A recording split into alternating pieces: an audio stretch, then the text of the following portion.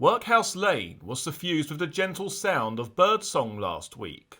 The secluded farm track, deep in the Essex countryside, ran with ribbons of water underfoot after weeks of rain. The remains of a small bunch of flowers, brown and desiccated, now on a rusty field gate, was the only clue to what was once a scene of unimaginable horror.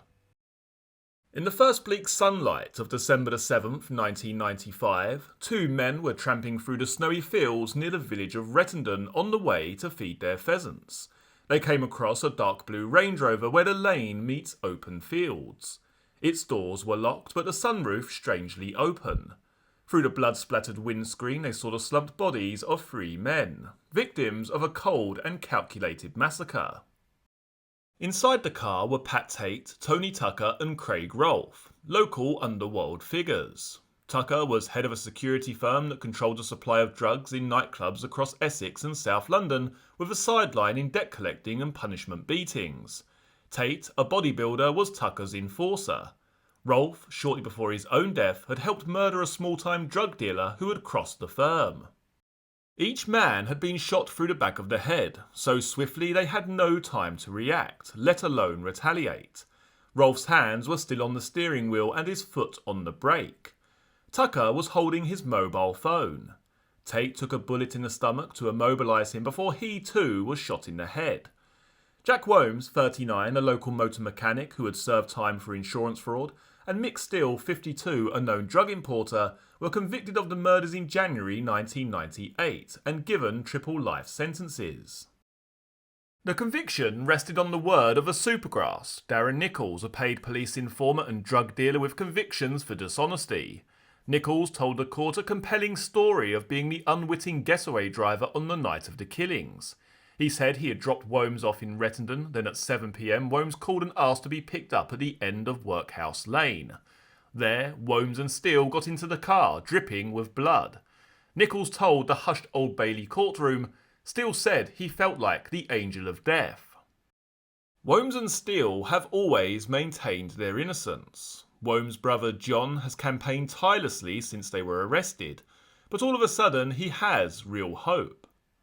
The first pebbles have rolled over the precipice, he says. Very soon there'll be an avalanche.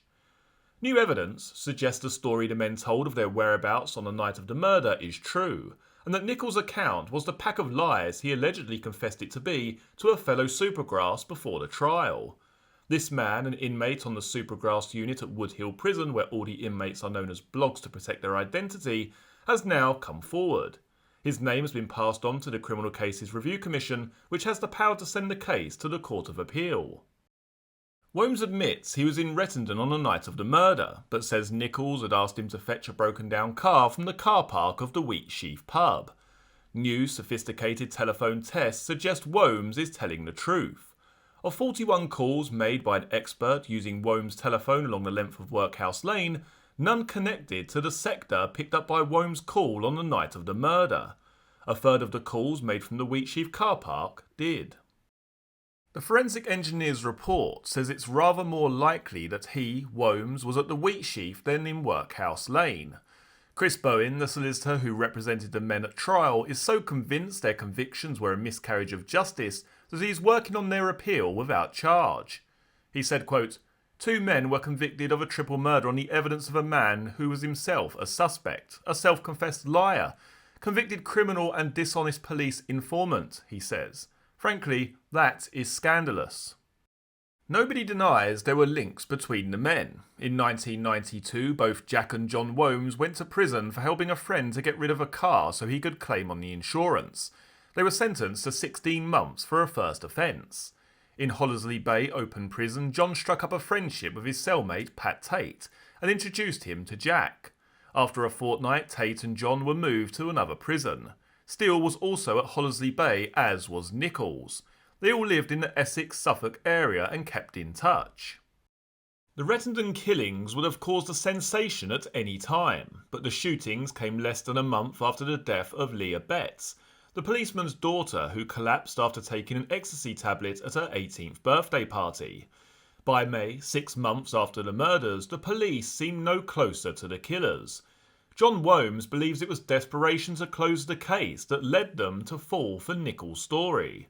He said, quote, "The idea that my brother would shoot someone is ridiculous, but if he did, he would take one person and one person only with him. Me. We did everything together. He'd never have gone with Mick Steele or anyone else. I know absolutely without question in my heart that he didn't do it. I will fight and fight till he gets out." Nichols was stopped that May accompanying a friend who had £10,000 worth of cannabis in the boot of his car. Facing many years in jail, he began to talk. Before his story, honed in more than 20 often contradictory and confused statements, Womes and Steele had not been serious suspects. An intelligence report compiled in the weeks after the murder has 167 entries. Steele's name appears twice, with informants suggesting that he, as an associate of Tate, might know who carried out the killings. Jack Womes does not appear at all. Police investigating the murder of Jill Dando, the television presenter, say they are looking for a man with a military background, someone well used to handling guns. She was a lone woman taken by surprise. Tucker, Tate and Rolfe were highly dangerous men. In his summing up, even the trial judge pointed out that whoever committed the murders must have been an expert marksman.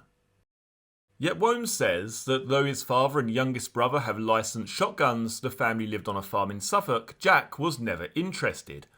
He's a mechanic, he's interested in how things work. When we were kids, my dad bought a clay pigeon trap. Jack was fascinated. He was pulling the arm around when it swung full circle and hit him on the neck and knocked him out cold. He's still got the scar. He never went anywhere near guns or clay pigeons after that. The brothers spent every weekend together, parascending off the back of a speedboat they owned jointly. "I suppose people thought it was bought with drug money," says John, "but my half is still being paid on the mortgage and Jack's was paid up when his house was sold." Darren Nichols is in hiding. He has been moved with his family and given a new identity under the Witness Protection Programme. John Womes and Jackie Street still hold out a faint hope that his conscience will get the better of him. There is no doubt that some of his statements were untrue. At one time, he suggested Steele had murdered Tate because Tate had told a group of IRA men that Steele had stolen money they had put up for a drug run. He did not know that the IRA men were really undercover police, involved in an elaborate sting. On police tapes, he says of Womes and Steele, "I wanted them out of my life. I wanted to set them up."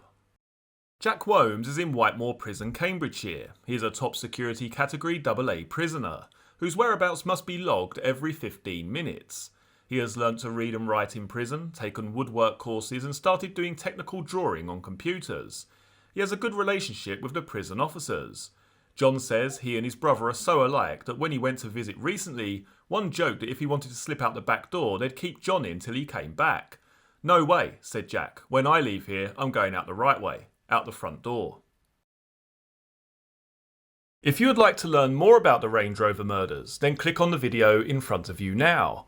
You will also see the Essex Boys playlist, which has all of the videos concerning this case in one convenient folder. Many thanks for joining me for this video. I look forward to seeing you all again for the next one. Take care. Cheers.